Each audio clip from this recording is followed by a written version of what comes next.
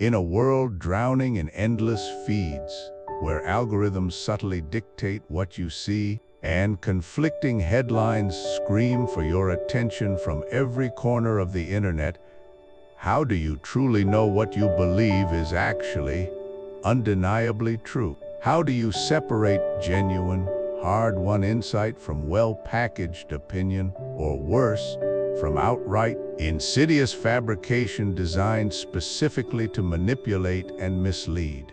It's a dizzying, often exhausting landscape, isn't it? One where the ground beneath our convictions can feel constantly shifting, eroding with every new notification, every trending hashtag, every passionately argued comment that floods our screens.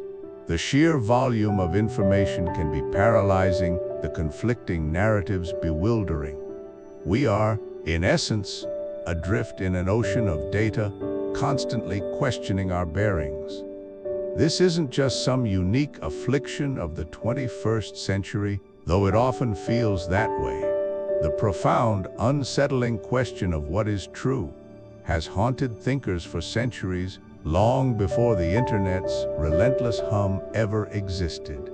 Picture, if you will, the early 17th century, a Europe in intellectual ferment. Ancient texts were being rediscovered and reinterpreted, challenging centuries of dogma. Scientific revolutions were violently shaking the foundations of old certainties, showing that much of what was known was actually based on flawed observation or unexamined tradition. Religious and political upheavals were tearing at the very fabric of society, forcing individuals to choose sides, to question loyalties, and to scrutinize the very sources of their beliefs. It was a world brimming with new, exhilarating ideas, but also with overwhelming contradiction, a world as confusing, as exhilarating, and as profoundly uncertain as our own digital age. A world where trusting the wrong authority could literally cost you your life, or at the very least, your peace of mind.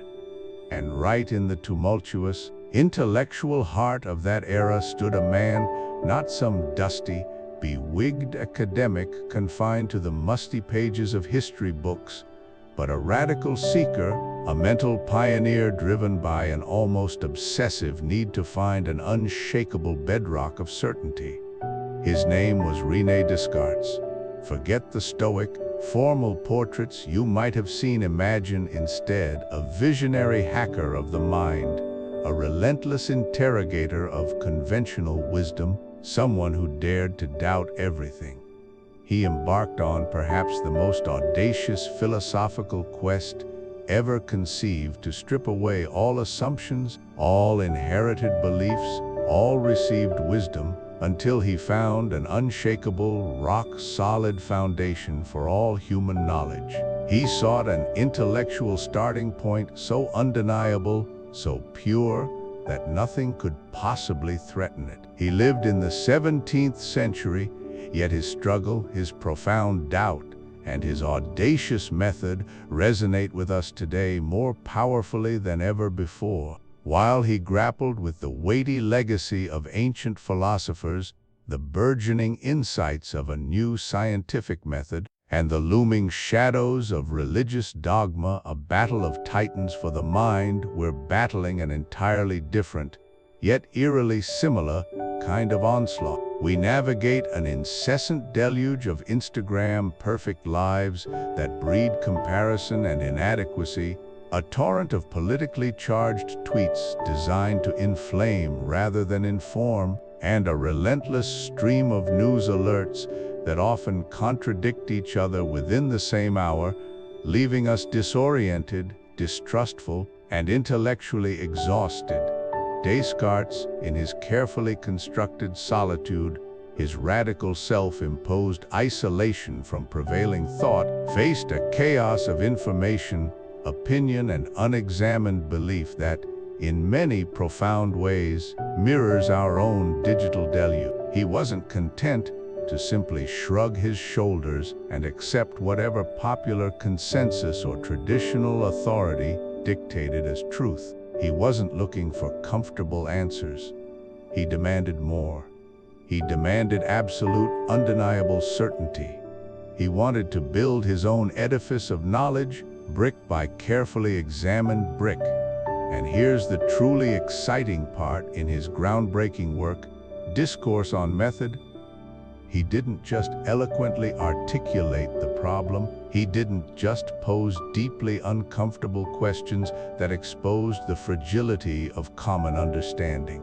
He offered a powerful, practical solution. What if I told you that from the mind of this 17th century intellectual revolutionary, there emerged a surprisingly simple, yet profoundly effective, four-step method, a mental toolkit honed centuries ago through rigorous self-examination, through a deliberate and systematic process of doubt that can still act as an incredibly powerful, discerning filter for your own mind? A robust framework designed to help you cut through the pervasive noise, challenge your deepest held assumptions, dismantle biases, and truly, genuinely begin to think for yourself, not just echoing what you've heard, but building your understanding from a place of clear, considered, unshakable reason. Stick with me, because understanding this isn't just about revisiting historical philosophy. It's about reclaiming your mental clarity, your intellectual autonomy, and your ability to discern truth in an increasingly chaotic and confusing world. This is about equipping you with the foundational tools to build your own unshakable intellectual foundations, just as Descartes sought to build his own, one undeniable thought at a time.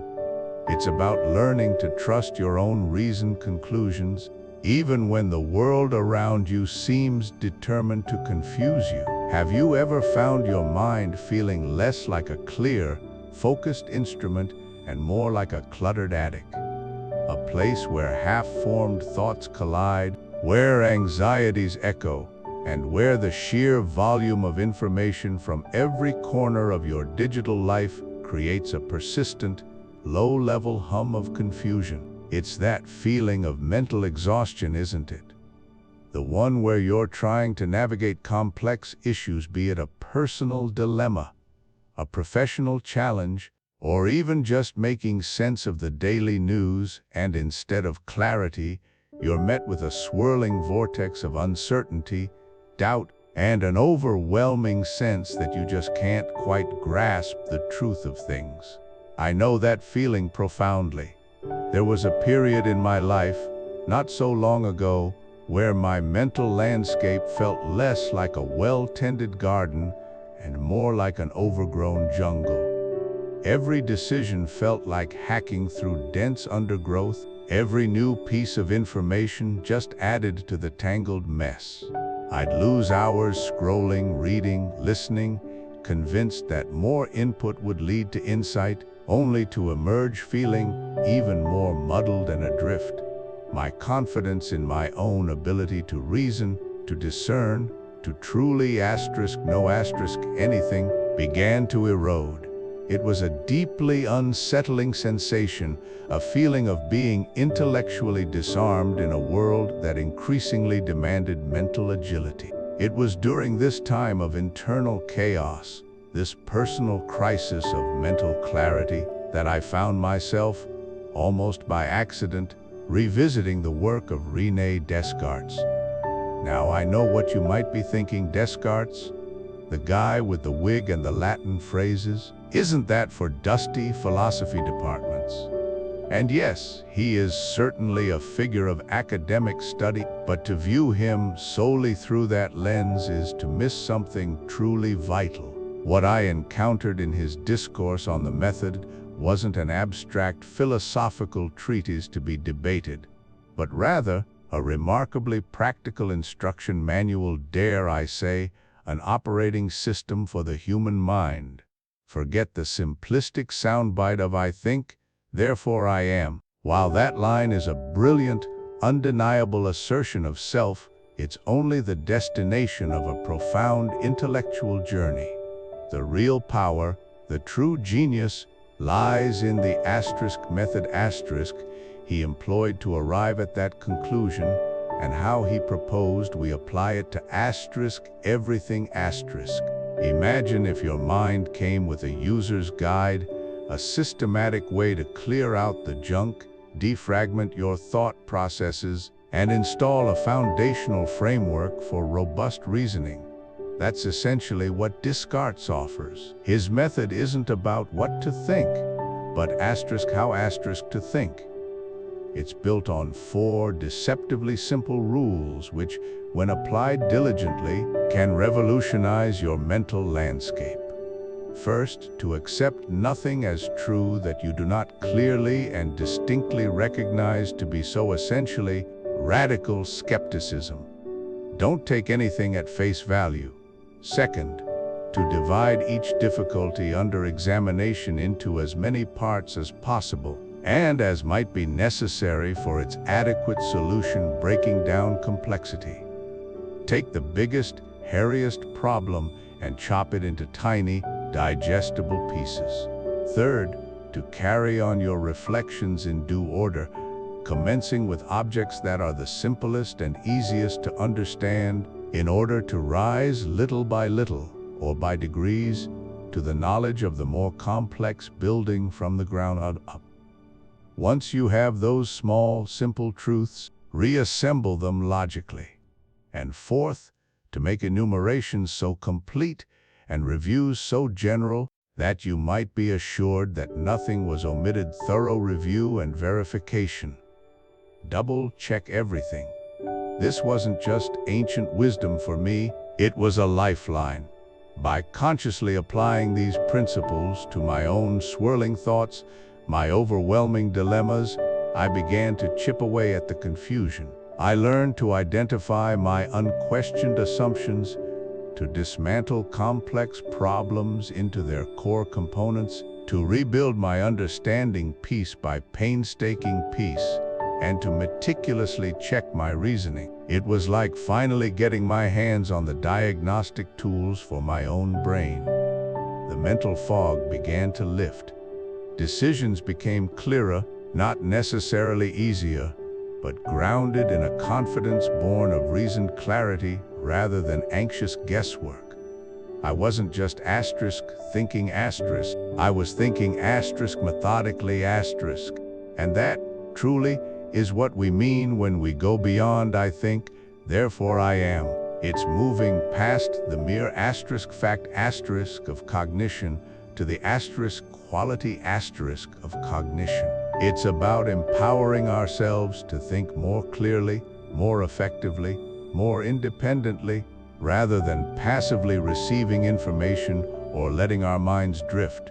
So, this isn't going to be a dry, academic lecture about 17th century philosophy. No, this entire series is about something profoundly practical and incredibly timely. My mission here is to translate Descartes' 400-year-old wisdom, this powerful operating system for the mind, into a tangible, actionable toolkit for your modern life.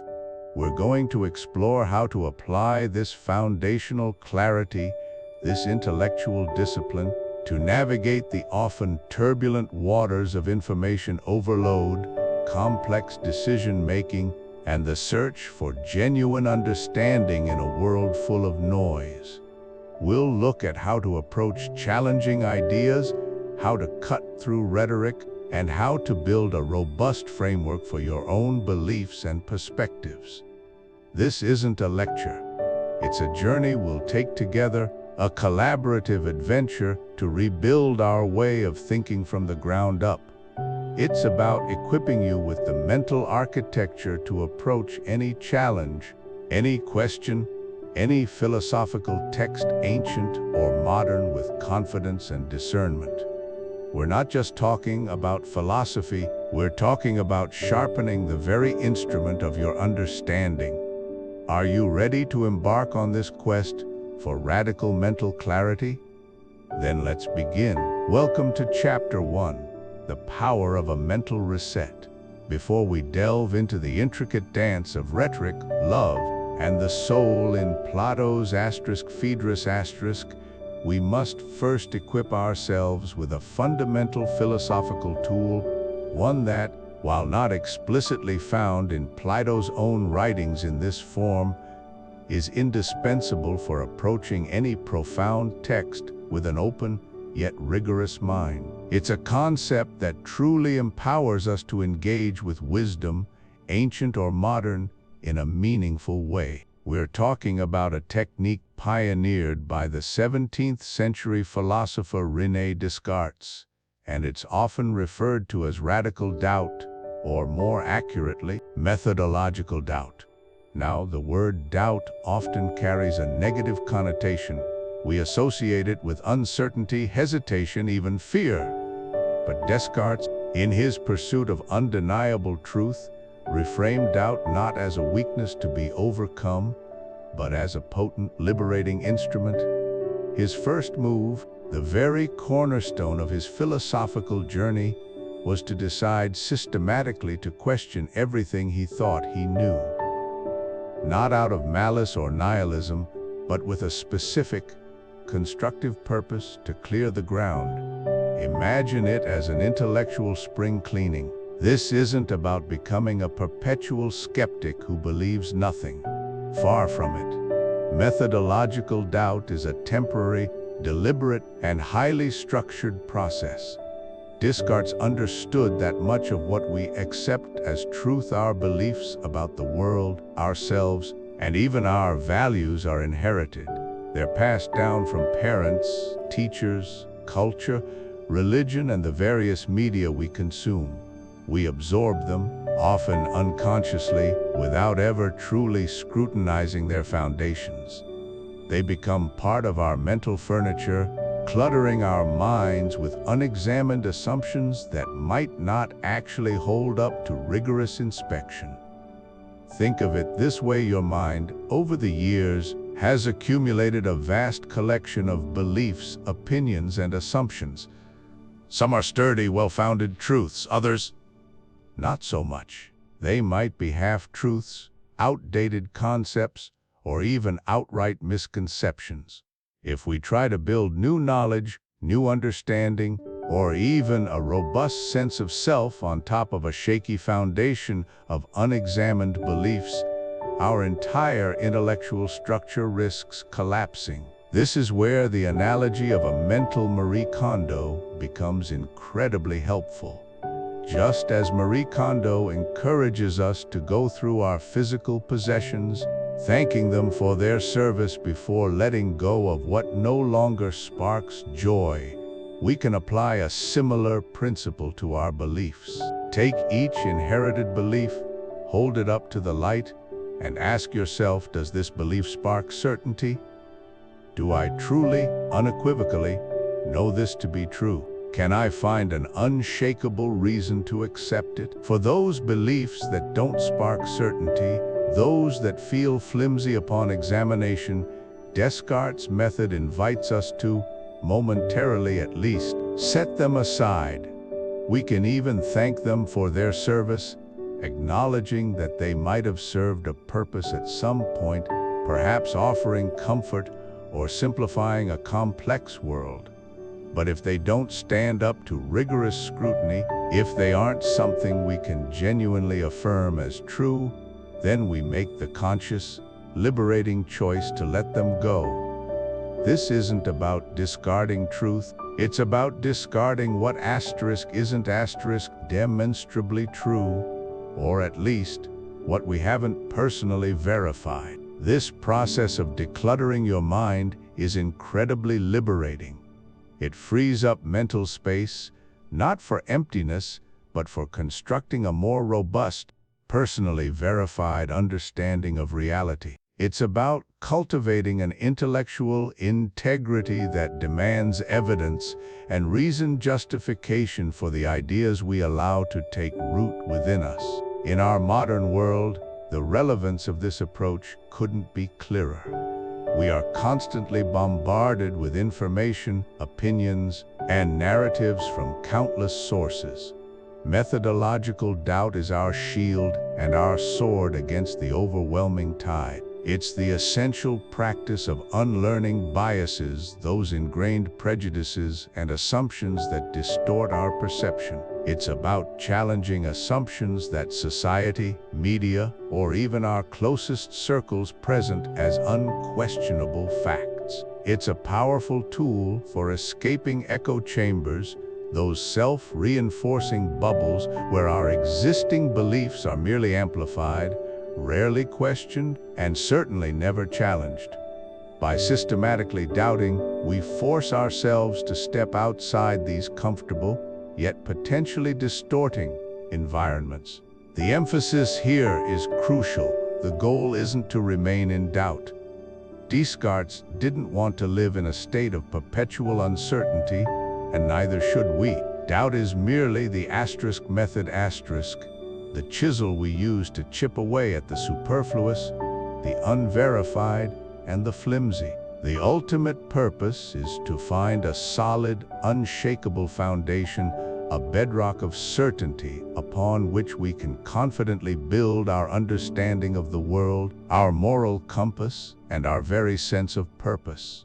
It's about arriving at truths that are so clear and distinct, so self-evident, that they cannot reasonably be doubted. This search for an unshakable foundation is what truly empowers us to engage with texts like Phaedrus asterisk. It allows us to approach Plato's profound ideas, not as passive recipients of ancient wisdom, but as active participants in the ongoing human quest for truth. It prepares our minds to truly grapple with concepts like the nature of the soul, the essence of beauty, and the power of rhetoric, by first ensuring that the ground upon which we stand is firm. With our minds decluttered and our intellectual foundation sought, we are truly ready to begin our journey. Welcome to Chapter 2, The 4 Rules for Clear Thinking. In our continuous journey to master clear communication and navigate complex ideas, we often face overwhelming challenges and difficult decisions. How do we cut through the noise and establish a foundation of certainty in our reasoning? For a remarkably effective and actionable framework, we turn to the brilliant 17th century philosopher René Descartes. His methodical approach to thought offers a timeless toolkit, applicable to virtually any problem or decision in life. Descartes outlined 4 deceptively simple rules designed to guide the intellect toward clarity and truth. Let's unpack them, not as abstract principles, but as a practical guide for enhancing your daily problem solving and decision making. Our first principle is rule number 1, the rule of clarity ask. Descartes stated, accept nothing as true unless you know it to be so clearly and distinctly that you have no occasion to doubt it. In simpler terms, demand the evidence. This isn't cynicism, but intellectual rigor. It means questioning assumptions, your own and others. Don't take information at face value just because it's familiar or aligns with your beliefs. When confronted with a claim, a news headline, an ad, or advice, pause. What's the verifiable basis? Is there data? Is the source credible? Can I personally confirm it? Can I articulate why I believe it without vague justifications like everyone says so? This rule is a powerful safeguard against misinformation. It forces us to slow down, engage our critical faculties, and build understanding on solid ground, seeking authentic certainty, not just comfort. Next, rule number 2, the rule of division asterisk. Descartes' instruction, divide each difficulty into as many parts as possible, and as might be necessary to resolve it better. Our actionable takeaway, break it down. This rule combats the paralysis caused by complex problems. Descartes understood that even monumental challenges are collections of smaller, manageable issues. Imagine understanding a rainforest. It's too vast, but break it into flora, fauna, soil, water cycles, and each part becomes approachable. This isn't just a list, it's about identifying fundamental components and their interrelationships. When facing a big decision, a career change, a major purchase, resist tackling it all at once. Identify discrete elements, pros/cons, financial implications, required skills, information needed, people to consult.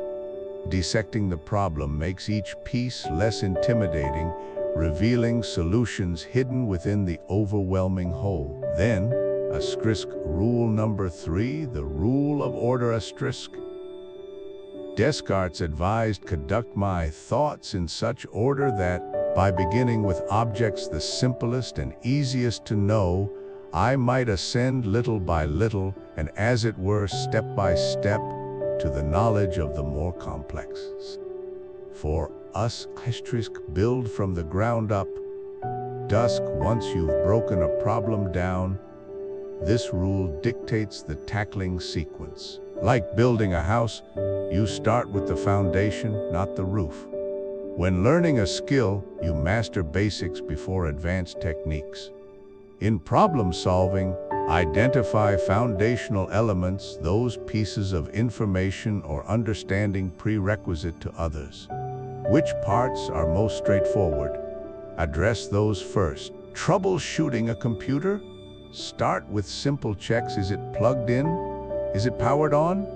By systematically resolving the simplest components, you build understanding and often find complex issues resolve themselves or become easier to diagnose once simpler layers are sound. This methodical approach prevents getting bogged down, ensuring solutions are built on a firm, logical progression.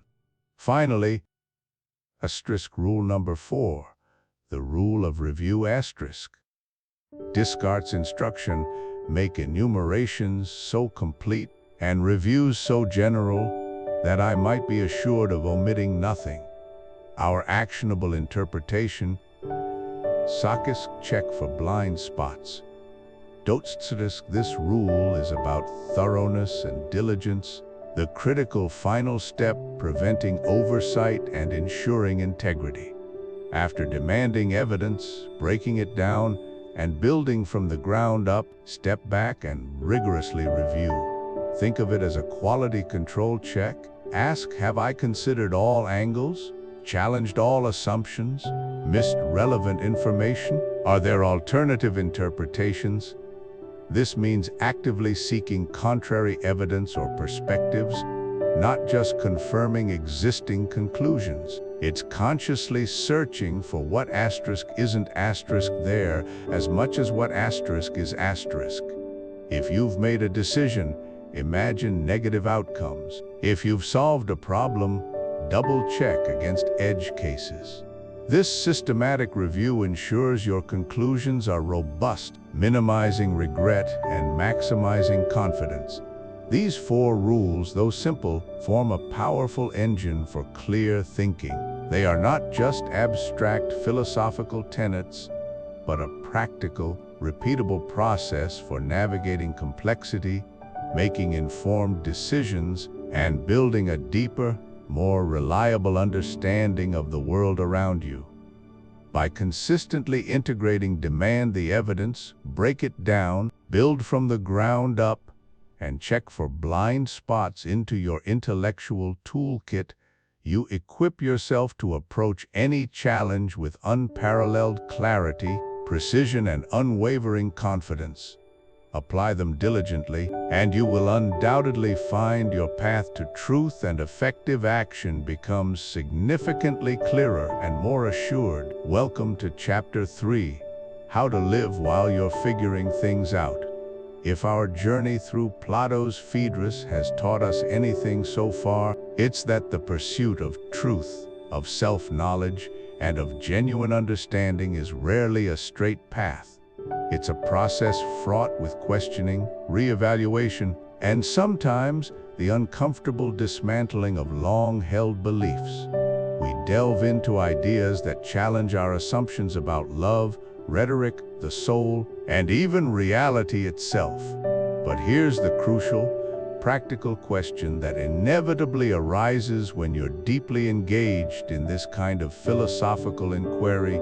How do you function? How do you live your day-to-day life when the very foundations of your worldview are under scrutiny?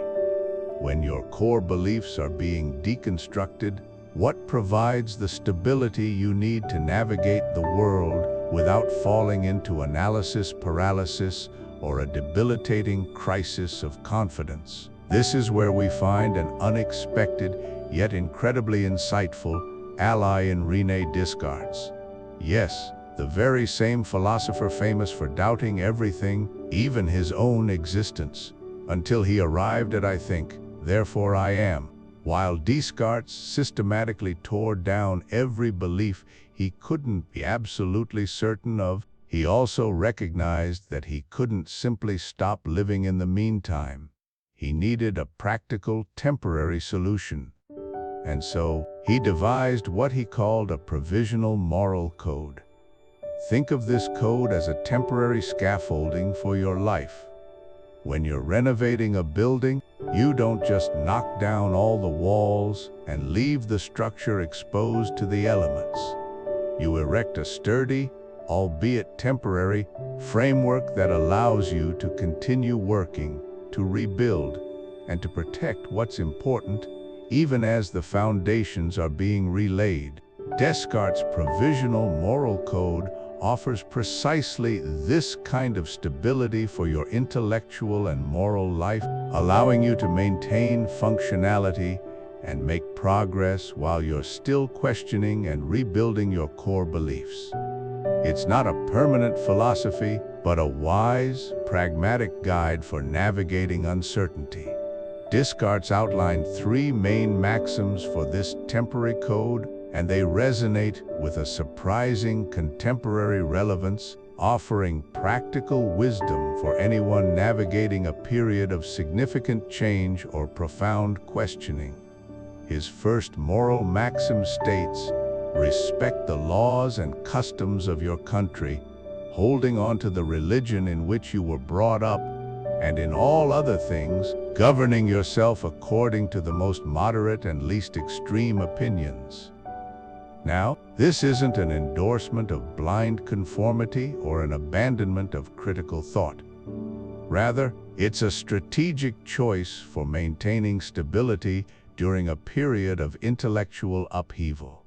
When you're actively questioning deep philosophical truths, you don't need the added stress of constantly challenging every social convention or legal statute.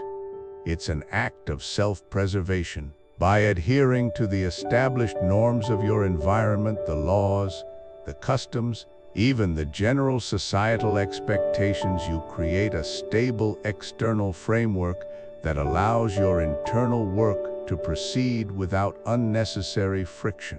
Imagine trying to completely redesign your house while simultaneously arguing with your neighbors about property lines, or trying to operate a complex machine while struggling to remember basic traffic laws. It would be an inefficient, energy-sapping mess. This first moral allows you to conserve your mental energy for the truly profound work of re-evaluating your core beliefs, providing a quiet, predictable background against which your internal philosophical wrestling can unfold. It's about not letting the quest for truth in one area destabilize your entire practical existence. It's a pragmatic acknowledgement that sometimes the path of least resistance in trivial matters frees up immense energy for significant ones. The second maxim is perhaps even more crucial for avoiding the trap of indecision. Be as firm and resolute in your actions as you can, and always follow even the most doubtful opinions once you have decided upon them, no less constantly than if they had been perfectly assured. This is a direct antidote to paralysis by analysis. When you're questioning everything, it's incredibly easy to become indecisive, to postpone action indefinitely because no path seems perfectly certain. Descartes recognized that perfect certainty is often an illusion, especially in the practical affairs of life. His advice here is profoundly practical. Once you've deliberated and made the best decision you can, given the information available, commit to it fully. Even if you're not 100% sure, act as if you are. He famously used the analogy of being lost in a forest. If you just wander aimlessly, you'll never get out. It's better to pick a direction, even if it's based on imperfect information, and stick to it, at least for a while, than to remain frozen in indecision. You can always reassess and change course later if new information comes to light, but inaction guarantees stagnation. This maxim encourages us to move forward, to experiment, to gather more data through experience, rather than remaining stuck in a loop of endless contemplation. It acknowledges that sometimes the act of doing, even based on provisional understanding, is itself a pathway to deeper clarity. It fosters resilience, encouraging us to take responsible risks in our personal development rather than being crippled by the fear of being wrong. Finally, and perhaps most profoundly, Descartes' third moral offers a timeless piece of Stoic wisdom, echoing through the centuries to resonate deeply with modern wellness philosophies. Endeavor always to conquer myself rather than fortune, and to change my desires rather than the order of the world, and generally to accustom myself to believe that there is nothing entirely in our power but our own thoughts, so that, after we have done our best regarding things external to us, what remains undone is absolutely impossible as far as we are concerned. This maxim is a powerful call to focus your energy where it actually counts on your internal world. It's an acceptance of the fundamental truth that while we can influence external circumstances, we cannot control them absolutely. What we can control, however, is our response, our attitude, our interpretation, and our desires. This idea forms the bedrock of Stoic philosophy and is a cornerstone of modern cognitive behavioral therapy and mindfulness practices. When you are questioning deeply held beliefs, the external world can seem chaotic and overwhelming. Trying to control everything outside of yourself during such a period is a recipe for immense frustration and anxiety. By internalizing your locus of control, by focusing on managing your thoughts, your reactions, and your desires, you gain an incredible sense of agency and peace, even amidst profound uncertainty. You recognize that the only true freedom lies in the mastery of your own mind. When you truly embrace this, external failures or disappointments lose their power over your inner peace.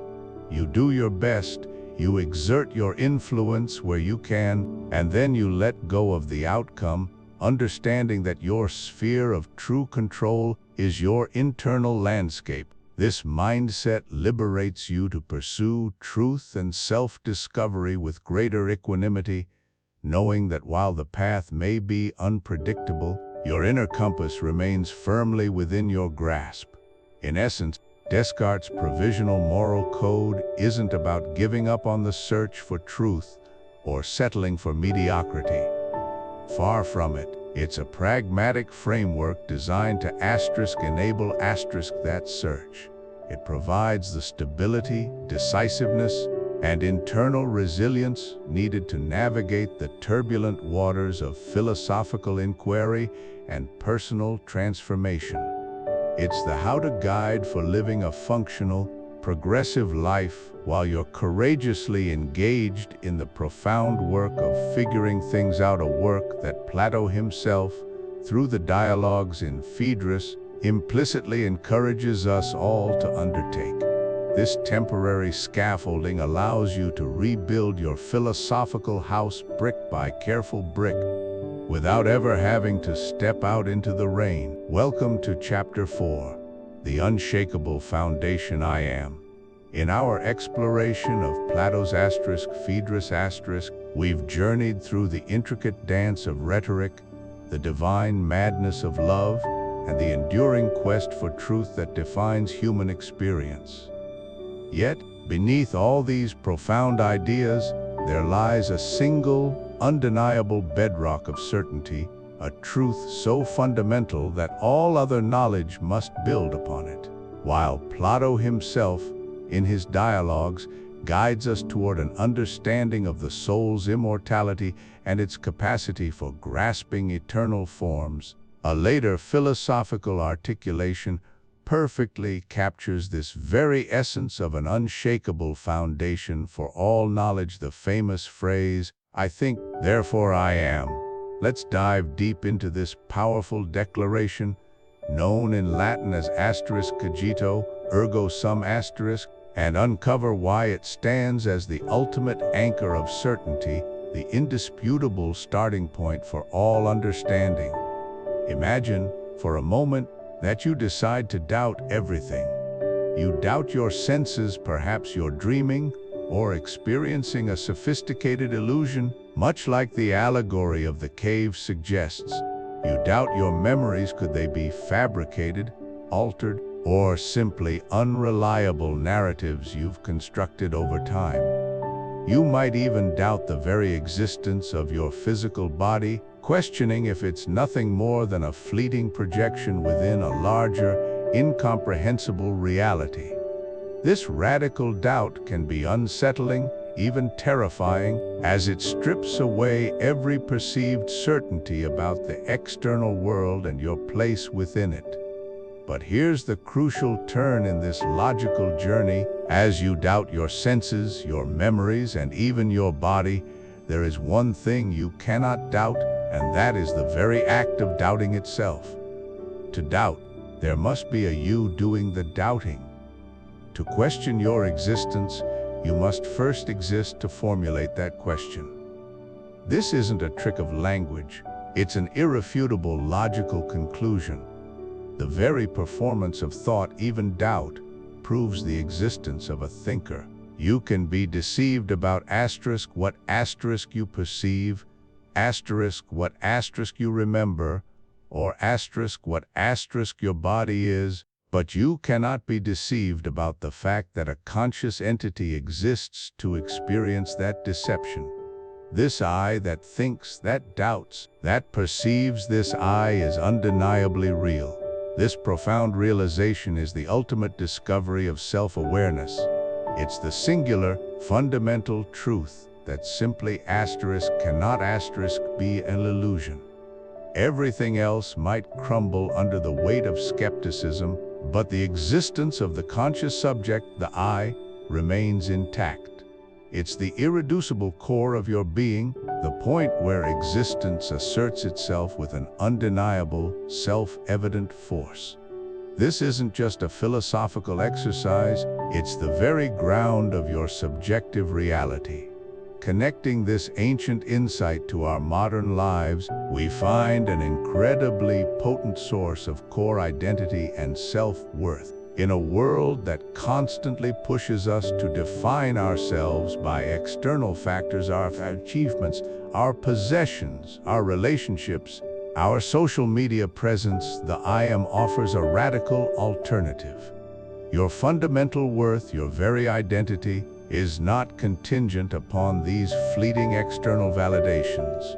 It is anchored in the undeniable fact of your conscious existence. This I is the stable center amidst the constant flux of experience, the calm I within the storm of external chaos. When everything else feels uncertain, when societal pressures create immense anxiety, remembering I think, therefore I am provides an unshakable anchor. It reminds you that regardless of what happens around you, Regardless of what you lose or gain, the core you endures. It's a profound source of inner strength and self-acceptance. From a philosophical standpoint, this discovery of the undeniable I is considered the first principle of knowledge. It is the absolute bedrock, the foundational truth from which all other truths can begin to be logically built and explored. If you can establish with absolute certainty that you exist as a thinking entity, then you can start to systematically investigate the nature of your thoughts, the reliability of your perceptions, and the reality of the external world, all grounded in this initial, unassailable certainty. Without this primary truth, without the I am, we would be adrift in an infinite ocean of absolute skepticism, unable to claim certainty about anything at all. It provides the necessary starting point, the fixed reference, from which the entire edifice of knowledge can be constructed. It is the very foundation upon which we can begin to meaningfully ask, as Plato does in *Phaedrus*, about the nature of the soul, the pursuit of wisdom, and the true meaning of existence. Welcome to Chapter 5, Building Out from the Self. In our exploration of Plato's Phaedrus, we've journeyed deep into the nature of the self, the soul's intricate workings, and the dialectical path toward truth. We've wrestled with the challenges of self-knowledge and the aspiration for divine beauty. To truly grasp the profound philosophical shifts that shaped our modern intellectual landscape, and to appreciate the enduring quest for knowledge, we're going to embark on a brief, yet critically important, detour. We're fast-forwarding many centuries from the sun-drenched academies of ancient Greece to the bustling, uncertain intellectual environment of 17th century Europe. Here, we encounter René Descartes, a towering figure whose foundational insights, while distinct in their approach from Plato's, offer a powerful and resonant illustration of how confidence in reason and a systematic understanding of the world can be built from the bedrock of individual self-awareness. Descartes lived in an age characterized by profound skepticism, radical scientific discoveries challenging old dogmas, and widespread intellectual upheaval. Dissatisfied with the inherited, often contradictory, systems of knowledge, he sought an absolutely undeniable, unshakable truth upon which all other knowledge could be securely founded. His methodological approach was revolutionary. He famously resolved to doubt everything that could possibly be doubted, all sensory experiences, the very existence of the external world, even the most fundamental mathematical principles, postulating the idea of a malicious demon deceiving him at every turn. Yet, in the very act of this radical, all-encompassing doubt, he stumbled upon his irreducible certainty. Cogito, ergo sum, I think, therefore I am. He realized that even if he were being thoroughly deceived about everything else, the very act of doubting, the act of thinking, proved beyond any shadow of a doubt that the thinking entity, the consciousness performing this act, unquestionably existed. This wasn't merely a clever trick or a philosophical slogan, it was a revolutionary philosophical anchor, a solid, indubitable starting point for all subsequent inquiry. Once Descartes had established his own existence as a thinking being, as a self-aware consciousness, he possessed a secure, internal point of departure. From this profound internal certainty, he could then begin to trust what he termed clear and distinct ideas of his mind. These were ideas that presented themselves so perspicuously and undeniably to the intellect that they simply could not be doubted, much like the cogito itself. Consider simple mathematical axioms such as 2 plus 2 equals 4, or the fundamental geometric concept of extension in space. For Descartes, the fact that he could clearly and distinctly perceive these truths, once he had established the unshakable foundation of his thinking existence, meant that he could begin to rely, with a newfound confidence, on his rational faculties. This was the critical pivot point, a direct, rational bridge forged from the undeniable internal certainty of his own existence to the compelling potential for understanding an external reality. It marked the definitive shift from radical doubt to the systematic construction of knowledge. This newfound internal certainty empowered Descartes to confidently engage in external exploration, not in the sense of physical travel or modern empirical observation, but in the intellectual quest to comprehend the structure and nature of the world. His method was to systematically apply the rigorous standards of clear and distinct thought to every problem. From this basis, he then proceeded, through equally rigorous and intricate arguments, to prove the existence of God. For Descartes, God wasn't merely a theological concept. God was conceived as the ultimate guarantor of the reliability and truthfulness of his clear and distinct ideas. A perfect, benevolent God, he reasoned, would not create human beings with an intellect designed to be systematically deceived, especially when operating strictly on clear and distinct perceptions. This divine assurance then served as the crucial intellectual bridge to establish the existence of the physical world. Since his clear and distinct ideas included the concept of an extended, material reality, a world of objects with size, shape, and motion, and since God was not a deceiver, then an external physical world, corresponding precisely to these ideas, must indeed exist independently of his mind. This intricate philosophical construction, moving systematically from the self's undeniable existence to the existence of a benevolent God, and finally to the assured existence of the physical world, was Descartes' monumental attempt to create a complete, coherent, and certain system of understanding. It was a grand edifice of knowledge, built brick by clear and distinct brick, resting entirely on the foundation of the individual's self-awareness and rational capacity. His project aimed to provide a comprehensive framework for all inquiry, scientific, ethical, and metaphysical, thereby addressing the profound skepticism that plagued his era.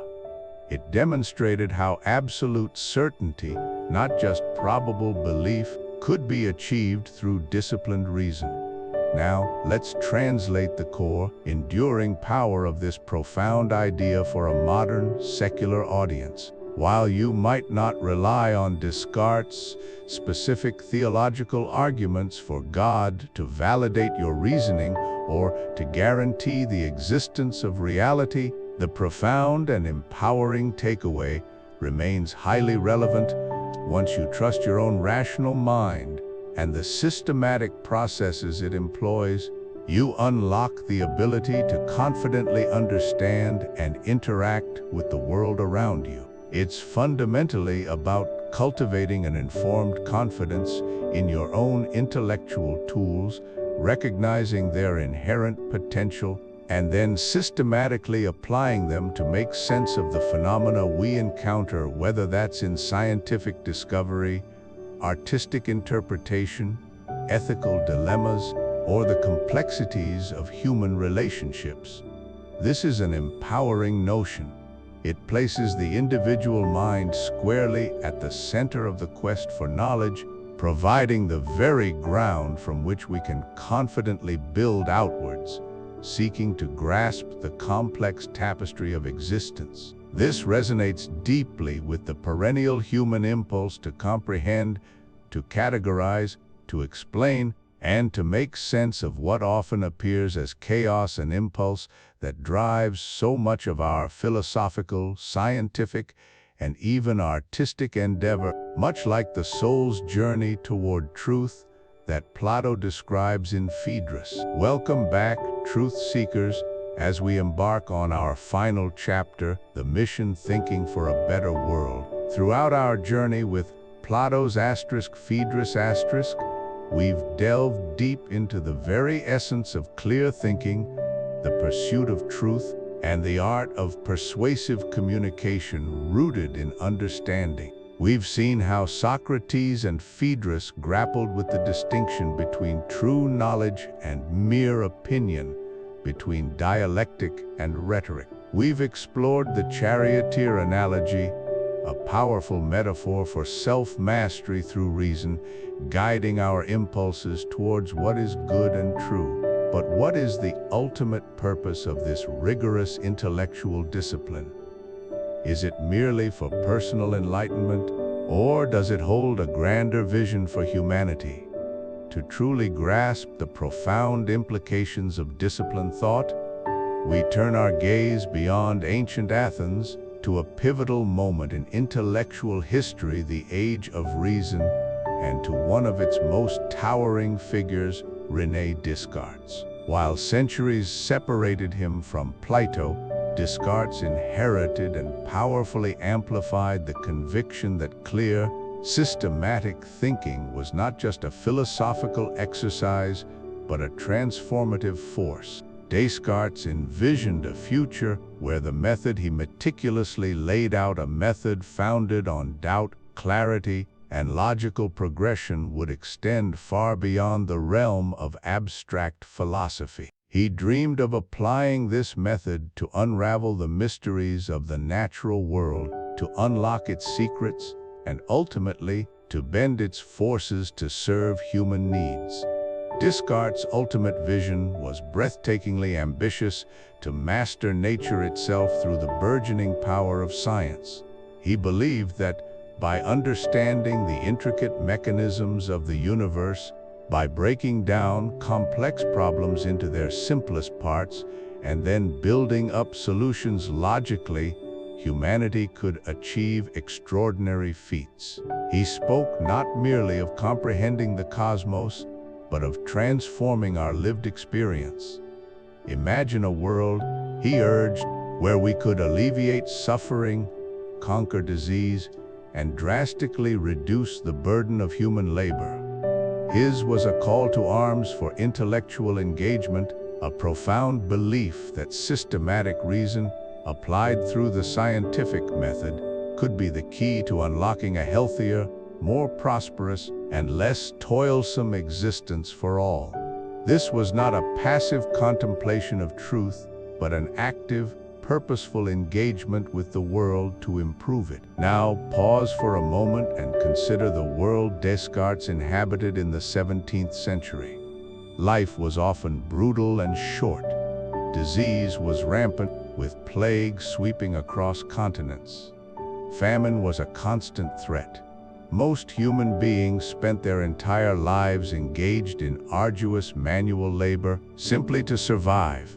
Travel was slow and dangerous. Communication beyond shouting distance was a luxury. Yet, from this backdrop, Descartes dared to dream of a future we now, remarkably, inhabit.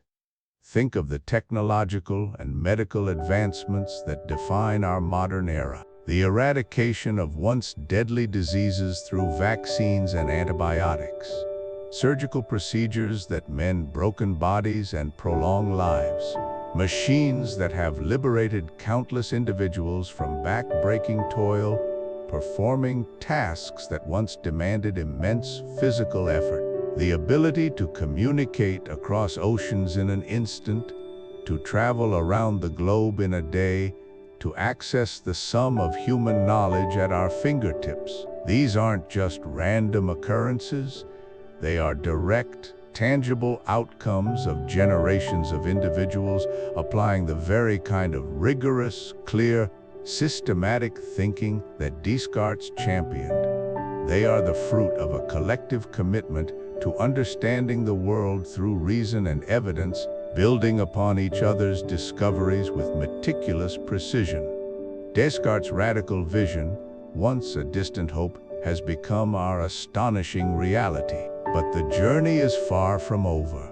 New challenges constantly emerge, and old problems persist in new forms. This brings us to a crucial reflective question for our own time. For each of us listening today, what problems could we solve today if we all applied this level of rigorous, clear thinking, this unwavering commitment to understanding, this relentless pursuit of truth, to the complex issues facing humanity? Consider the grand challenges of our age: climate change, global inequalities, persistent social injustices, the ethics of rapidly advancing artificial intelligence, the next generation of global health crises. These are not simple problems with easy answers. They demand precisely the kind of clear, unbiased, systematic thought that Plato advocated and Descartes concretized. They require us to move beyond superficial opinions, beyond rhetorical flourishes designed to sway rather than enlighten, and to engage with the underlying realities, dissecting problems with intellectual honesty and building solutions grounded in evidence and reason. The lesson from Plato, amplified by Descartes, is profoundly empowering. It tells us that the capacity for clear thought isn't just an academic skill, it is a fundamental human power, a tool for shaping a better world. Every individual who commits to thinking clearly, to questioning assumptions, to seeking genuine understanding, to engaging in reasoned discourse, contributes to this grand collective project. Your commitment to intellectual rigor, to the pursuit of truth in your own life and interactions, isn't just for your benefit. It's a vital spark, a necessary ingredient in the collective human effort towards progress. It is the engine that drives scientific discovery, ethical innovation, and ultimately, a more just and flourishing world for all. The mission, then, is clear: to think, to reason, and through that noble pursuit, to build a better world, one clear thought at a time. Welcome back. We've journeyed through the intricate landscapes of Phaedrus, exploring Plato's profound insights into rhetoric, the nature of love, the pursuit of truth, and the very structure of the soul. But true understanding doesn't stop at intellectual assimilation. It begins when we translate theory into practice, when we allow these ancient wisdoms to reshape our modern lives. It's one thing to understand the concept of Socratic questioning, it's quite another to wield it yourself. It's one thing to appreciate the tripartite soul, it's another to observe its dynamics within your own being. This isn't just about passive listening, it's about active transformation. And to truly activate the principles we've discussed, to move beyond mere contemplation and into genuine mental recalibration, I invite you to embark on a 7-day mental reboot. This is your personal action plan, a week-long challenge designed to help you integrate these powerful ideas, to sharpen your mind, and to bring a renewed sense of clarity and purpose to your everyday existence. Think of it as a guided experiment, a practical application of philosophical inquiry to the laboratory of your own life. Get ready to engage, to question, and to truly experience the power of intentional thought. Astis Days 1 and 2, The Doubt Audit Dusk. For the first 2 days of your mental reboot, we're going to dive headfirst into the Socratic tradition of questioning assumptions. The challenge is to choose *1 deeply held belief, perhaps about yourself, about others, about success, or about the nature of reality, and subject it to rigorous scrutiny. This isn't about demolishing your worldview, but rather about strengthening its foundations, ensuring that what you believe is truly yours, built on solid ground rather than inherited dogma or unexamined prejudice. Take out a journal or open a document on your computer. First, clearly articulate the belief you've chosen. Make it specific. Then, honestly ask yourself, how do I really know this is true? Don't settle for the first answer that comes to mind. Dig deeper. Is your evidence based on personal experience, or is it something you were told repeatedly? Is it derived from logical reasoning, or is it an emotional conviction? Do you have empirical data, or is it simply a feeling? Write down all the evidence, or lack thereof, that supports this belief. Be brutally honest with yourself. This exercise cultivates intellectual humility and discerns between genuine knowledge and mere opinion, a cornerstone of Plato's philosophy and a vital step towards authentic self-awareness. It's a powerful way to understand the architecture of your own convictions. Days 3 and 4, the problem solver on the third and fourth days, we're going to shift our focus to applying rational thought to practical challenges. Pick *1 current problem that has been nagging at you, something you've struggled to resolve. It could be a personal dilemma, a professional hurdle, or even a seemingly intractable household issue.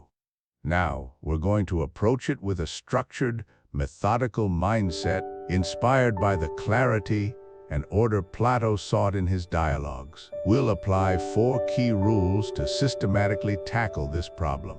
First, ask, break it down. Don't try to solve the whole monolithic problem at once. Deconstruct it into its smallest, most manageable components. What are the constituent parts? What are the individual elements at play? Second, start simple. Identify the easiest, most accessible part of the problem to address. Often, solving a small piece can create momentum and shed light on the larger picture. Third, explore alternatives. Brainstorm a variety of potential solutions or approaches for each component. Don't censor yourself. Write down every idea, no matter how outlandish it may seem at first. And fourth, review and refine once you've attempted a solution or implemented a step, take time to evaluate its effectiveness. What worked? What didn't? What did you learn? Be prepared to adjust your approach, iterate, and try again.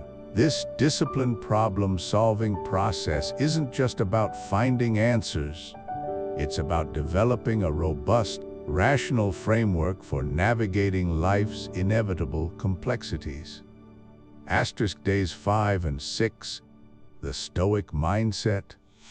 As we move into days 5 and 6, we'll draw inspiration from the practicality and resilience of Stoic philosophy, a natural complement to Platonic self-mastery.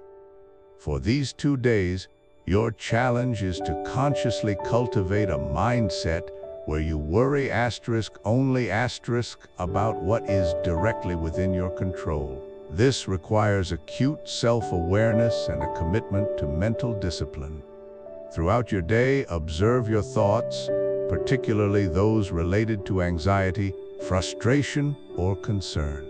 When you find yourself worrying, pause and immediately categorize that worry. Is this something I can directly influence, change, or take action on? Or is it something entirely outside of my sphere of control, like the weather, other people's opinions, past events, or distant future outcomes?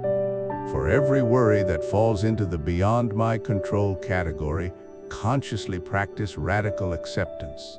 Acknowledge the thought, let go of the emotional attachment, and redirect your mental energy.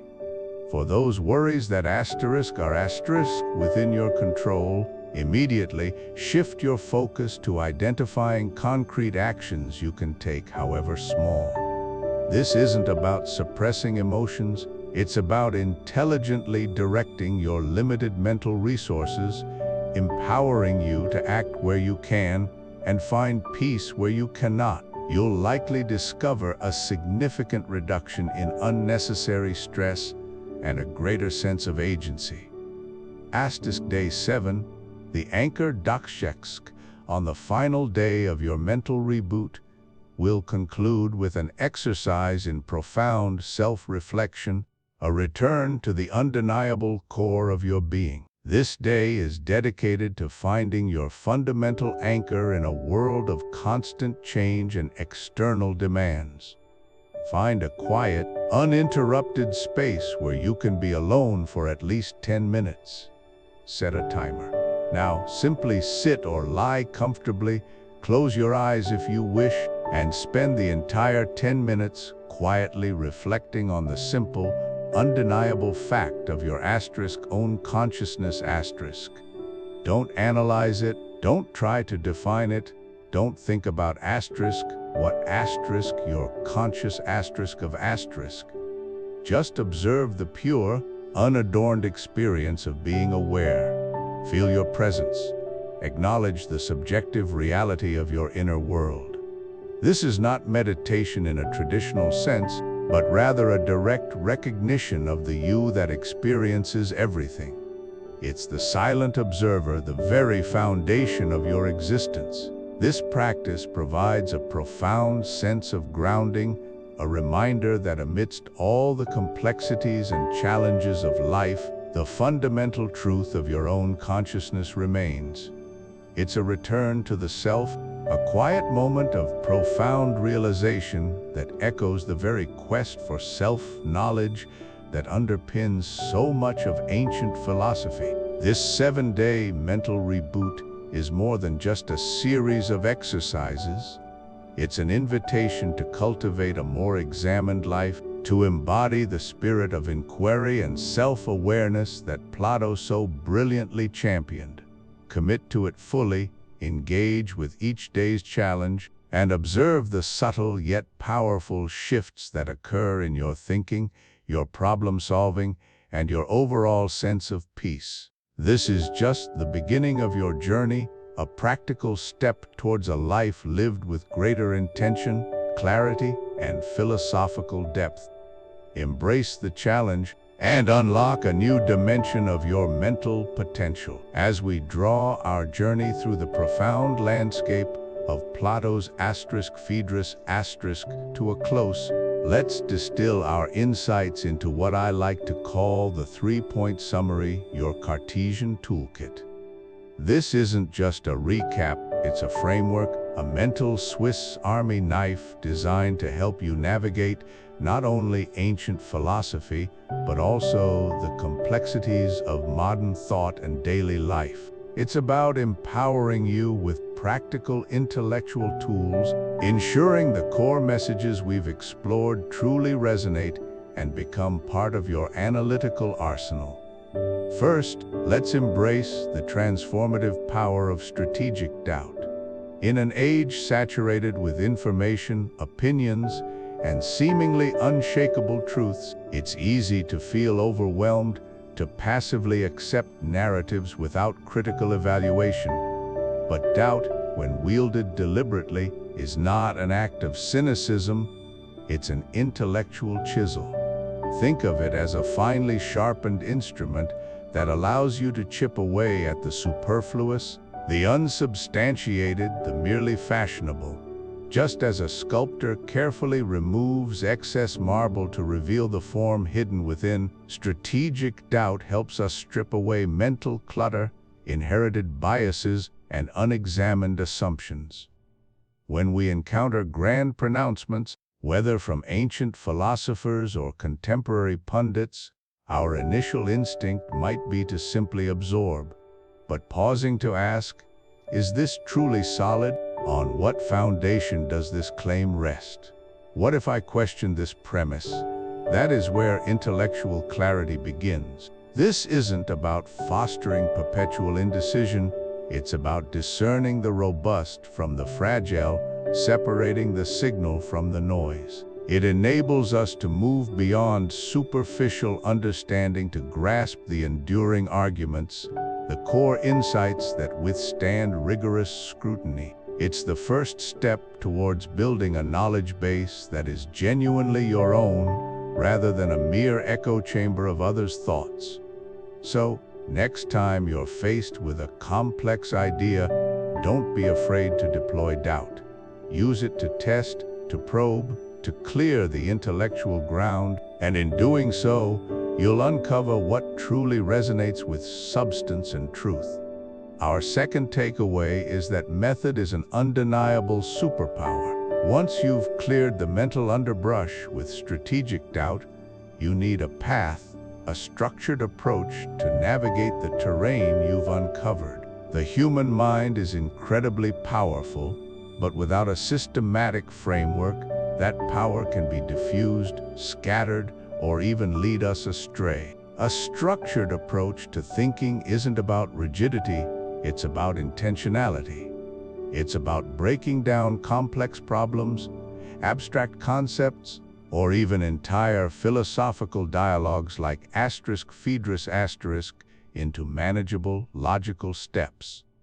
Think of the Socratic method, or the dialectical process we often see in Plato's works. It's a demonstration of method in action.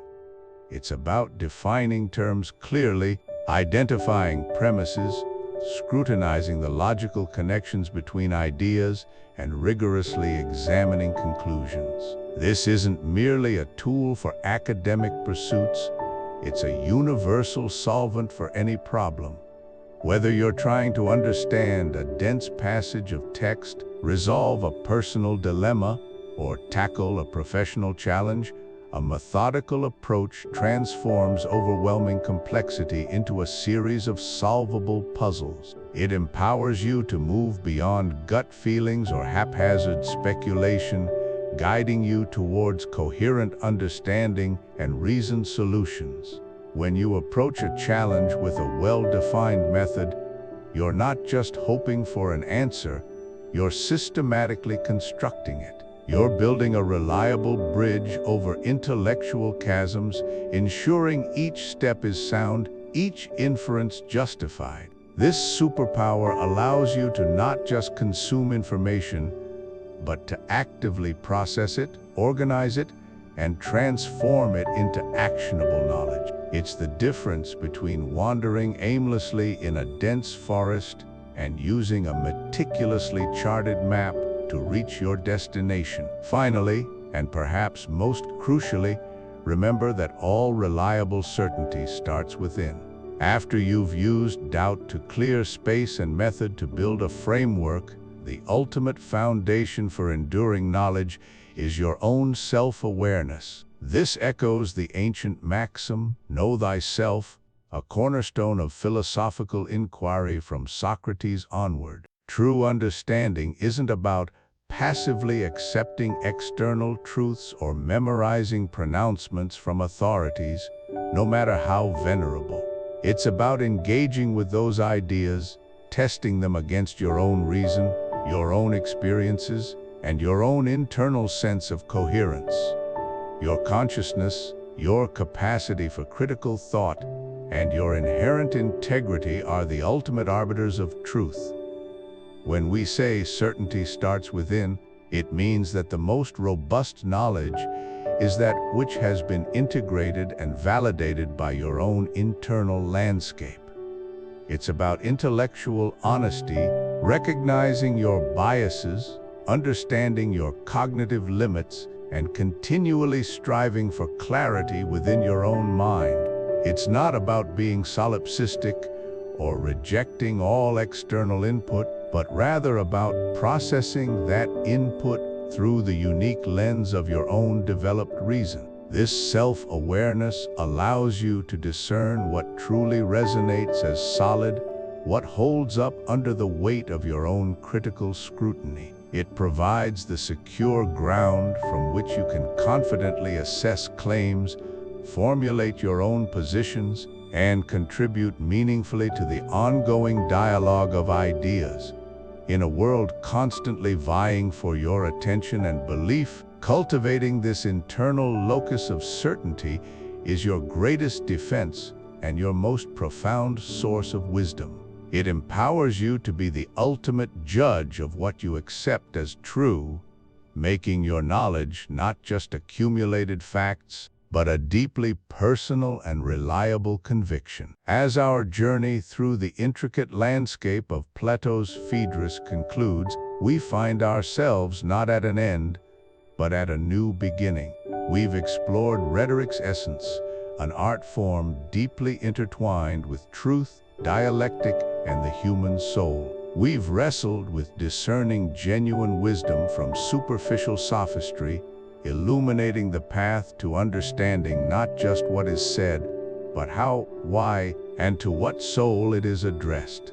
This isn't merely academic knowledge, it is a vital methodology, a lens through which to perceive, analyze, and engage with the world around you, a world increasingly saturated with narratives and arguments demanding your attention and your assent. Now, the true test, and indeed the true reward, of such an exploration lies in its application. Plato didn't craft these dialogues for passive consumption. He invited, no, he demanded active participation and rigorous thought.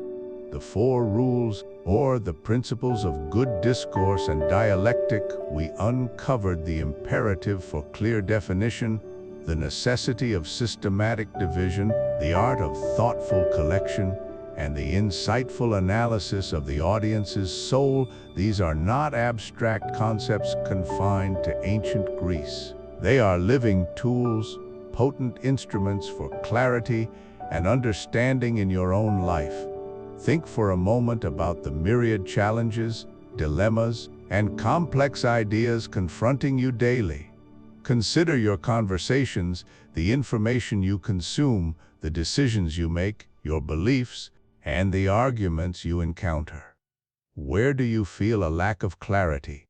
What problem, personal or universal, intellectual or practical, has been nagging at the edges of your awareness, defying easy resolution or precise articulation? Perhaps it's a conflict at work, a perplexing ethical quandary, a political debate that seems mired in misunderstanding, or even an internal struggle to define your own values or goals. We've dissected the mechanics of constructing persuasive and truthful arguments, the necessity of clear definition, dividing complex subjects, collecting related ideas, and considering the audience's psychological makeup. These are not merely steps for crafting a speech, they are blueprints for structuring thought itself. So, I invite you now to step into the arena of active thought. Look around your world. What is the first problem you're going to apply the four rules to? Will it be a matter of personal development, perhaps defining your own vision of a good life? Will it be an intellectual puzzle, dissecting a complex book or theory? Or will it be a societal issue, seeking to understand the root causes of a contemporary challenge? Share your initial thoughts, your chosen problem, and perhaps even how you envision beginning to apply these powerful Platonic principles in the comments section below. Let's begin a collective discourse, transforming our shared understanding from theory into impactful practice. Your insights and questions not only enrich your own comprehension, but also illuminate new pathways for all of us in this evolving community of critical thinkers. Your engagement doesn't end with a thoughtful comment, though invaluable. If this Phaedrus exploration resonated, if you found value in Plato's timeless insights and practical methods, please like this video. It's a simple yet powerful signal telling algorithms this content is meaningful, helping it reach a wider audience seeking profound wisdom. Your light cultivates a larger garden of thoughtful discourse, connecting more minds hungry for intellectual nourishment beyond fleeting trends. If you wish to continue this journey of deep philosophical inquiry, to regularly engage with ideas that challenge, enlighten, and empower, then subscribe to the channel. Subscribing ensures you won't miss future deep dives into timeless wisdom, profound texts, and enduring questions that shaped civilization. We commit to unearthing potent insights from humanity's intellectual heritage, presenting them accessibly, engagingly, and applicable to your modern life. Becoming a subscriber means joining a community dedicated to intellectual growth, critical thinking, and the relentless pursuit of understanding. It's an ongoing conversation, a shared endeavor. Your participation truly makes it thrive. Think of it as securing your seat at a continuous symposium with history's greatest minds. Speaking of continuous symposia, for those eager to further hone their philosophical toolkit and translate abstract ideas into concrete living, I highly recommend our exploration of Stoicism. Just as Plato's Phaedrus guides us in the art of discourse and understanding the soul, Stoicism offers a robust framework for practical ethics, emotional resilience, and cultivating inner tranquility in the face of external chaos. You'll find a link to that video and perhaps others delving into foundational texts like Aristotle's Rhetoric for an even deeper dive into the mechanics of persuasive communication in the description below. These interconnected threads of ancient wisdom often illuminate one another, offering a richer, more comprehensive tapestry of thought. Ultimately, the goal of this and every one of our discussions is not simply to impart information, but to empower you. We've walked through Plato's Phaedrus, not to memorize its lines, but to internalize its method.